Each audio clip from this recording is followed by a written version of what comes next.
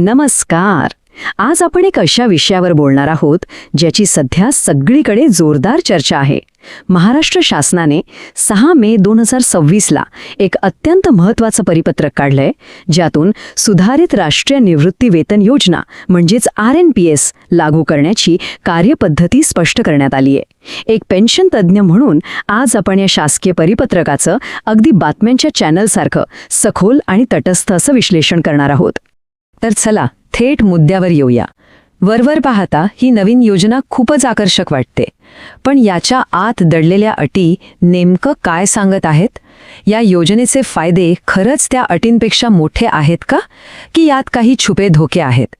चला तर मग या संपूर्ण प्रकरणाची अगदी सविस्तर चिरफाड करूया. सुरुवात करूया सुधारित निवृत्ती वेतन नवीन निर्णय या पहिल्या भागापासून.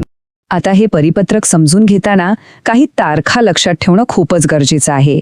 ही योजना 1 मार्च 2024 पासून पूर्वलक्षी प्रभावाने लागू झाली आहे आणि प्रत्यक्ष अंमलबजावणीचं परिपत्रक 6 मे 2026 रोजी निघालेलं आहे. पण यातील सर्वात महत्त्वाची गोष्ट म्हणजे या योजनेत सहभागी होण्यासाठी विभाग प्रमुखांकडे आपला पर्याय देण्याची अंतिम मुदत 31 डिसेंबर 2026 ही आहे. ही डेडलाईन सर्वांनी अगदी गांभीर्याने घेणं आवश्यक आहे. आता पाहूया दुसरा भाग, कर्मचाऱ्यांसाठी असणारे मुख्य आर्थिक फायदे. या योजनेतील सर्वात मोठा आणि लक्षवेधी मुद्दा काय आहे? तर ज्या कर्मचाऱ्यांची 20 वर्षे किंवा त्याहून अधिक शासकीय सेवा पूर्ण झाली आहे, त्यांना निवृत्त होताना त्यांच्या शेवटच्या वेतनाच्या बरोबर 50% रक्कम निवृत्ती वेतन म्हणून मिळण्याची हमी इथे दिली आहे. आणि विशेष म्हणजे फक्त 50% रक्कमच नाही, तर त्यावर महागाई भत्ता म्हणजेच DA सुद्धा मिळणार आहे. पण साहजिकच प्रश्न पडतो की ज्यांची सेवा 20 वर्षांपेक्षा कमी आहे त्यांचं काय? नियम अगदी स्पष्ट आहेत.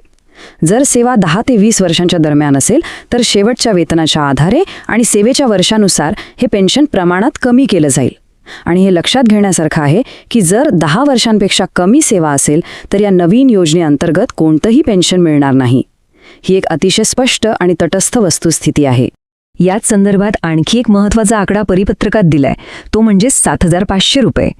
जे कर्मचारी किमान 10 वर्षांची सेवा पूर्ण करून निवृत्त होतील त्यांच्यासाठी हे किमान हमी निवृत्ती वेतन 7,500 रुपये एवढं निश्चित करण्यात आलंय. म्हणजे किमान आर्थिक सुरक्षिततेची एक हमी इथे नक्कीच पाहायला मिळते. आता वळूया तिसऱ्या भागाकडे, कुटुंब निवृत्ती वेतन आणि सेवानिवृत्ती उपदान. कुटुंबाच्या सुरक्षिततेचा विचार करता कर्मचाऱ्याच्या पश्चात मिळणाऱ्या कौटुंबिक निवृत्ती वेतनाची तरतूद यात आहे. हे पेन्शन मूळ मंजूर निवृत्ती वेतनाच्या 60% इतकं कायमस्वरूपी निश्चित केलंय आणि विशेष म्हणजे त्यावर त्यावेळेचा महागाई भत्ताही लागू असेल. कुटुंबासाठी हा एक भक्कम आधार ठरू शकतो. शिवाय ग्रॅच्युइटीचं काय होणार हा प्रश्न अनेकांना पडला असेल, तर 31 मार्च 2023च्या शासन निर्णयान्वये मिळणारी ग्रॅच्युइटी या नवीन योजनेतही तशीच लागू राहणार आहे. म्हणजेच हा एकरकमी लाभ अबाधित आहे. पण आता येऊया या विश्लेषणाच्या सर्वात महत्त्वाच्या आणि चौथ्या भागावर, NPS निधीवरील शासनाच्या अटी. इथपर्यंत सगळं खूप छान वाटते, बरोबर? पण आता या नाण्याची दुसरी बाजू समजून घ्या. ही योजना स्वीकारणाऱ्या कर्मचाऱ्याला निवृत्तीच्या वेळी PFRDA कडे जो स्वतःचा संचित निधी जमा आहे त्यापैकी तब्बल 60% रक्कम शासनाकडे म्हणजेच DDO कडे सरेंडर करावी लागणार आहे. याचाच अर्थ वर्षानुवर्षे स्वतःच्या घामातून जमा झालेल्या या मोठ्या रकमेवरील हक्क कायमचा सोडून द्यावा लागेल. मग इथं खरी गोम अशी आहे की उरलेल्या 40% निधीचं काय होणार? तर त्या 40% निधीतून मिळणाऱ्या ॲन्युइटीचा संपूर्ण तपशील अधिकाऱ्याला द्यावा लागेल. आणि सर्वात धक्कादायक बाब म्हणजे या 40%मधून जी काही ॲन्युइटीची रक्कम मिळेल ती थेट राज्य शासनाकडून मिळणाऱ्या हमी पेन्शनमधून वजा केली जाईल. होय, ती जोडली जाणार नाही तर वजा केली जाईल आणि मगच उरलेलं पेन्शन हातात पडेल. आणि हे पुरेसं नसावं तशी आणखी एक अतिशय कठोर अट यात आहे. समजा यापूर्वी कधीही संचित निधीतून काही रक्कम काढलेली असेल तर ती काढलेली रक्कम चक्क 10% व्याजासह शासनाला परत भरणं अनिवार्य आहे.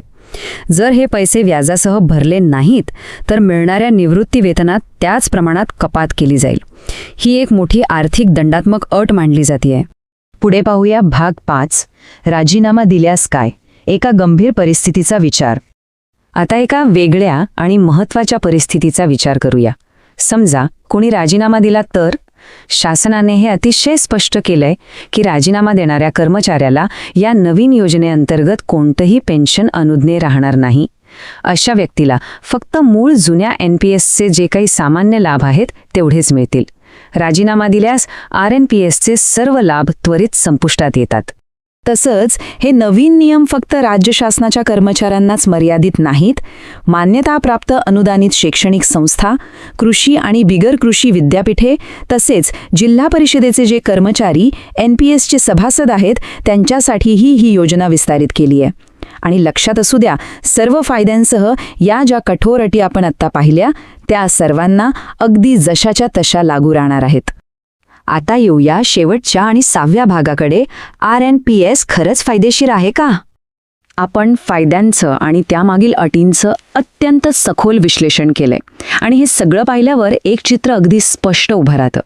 एका पारड्यात भक्कम फायदे आहेत, 50% निश्चित हमी पेन्शन, फॅमिली पेन्शन आणि ग्रॅच्युइटी. पण दुसऱ्या पारड्यात आहेत अत्यंत जड अटी. स्वतःच्याच निधीतील 60% रक्कम शासनाला देणं, उरलेल्या 40%ची ॲन्युटी पेन्शनमधनं वजा होणं आणि जुन्या काढलेल्या रकमेवर 10% एवढं मोठं व्याज भरणं. मग शेवटी सर्व बारकावे तपासल्यानंतर विचार करण्यासारखी एकच मोठी गोष्ट उरते. भविष्यातील निश्चित पेन्शनची हमी मिळवण्यासाठी आयुष्यभर स्वतःच्या पगारातून जमा केलेल्या गुंतवणुकीवरील आपला संपूर्ण हक्क आणि नियंत्रण शासनाच्या स्वाधीन करणं. हा खरोखरच भविष्यासाठी एक योग्य आणि न्याय्य व्यवहार ठरेल का? स्वतःच्या आर्थिक भवितव्याचा हा मोठा निर्णय घेण्यापूर्वी प्रत्येक तरतुदीचा अगदी शांत डोक्याने विचार करणं अत्यंत आवश्यक आहे. यावर नक्की विचार करा.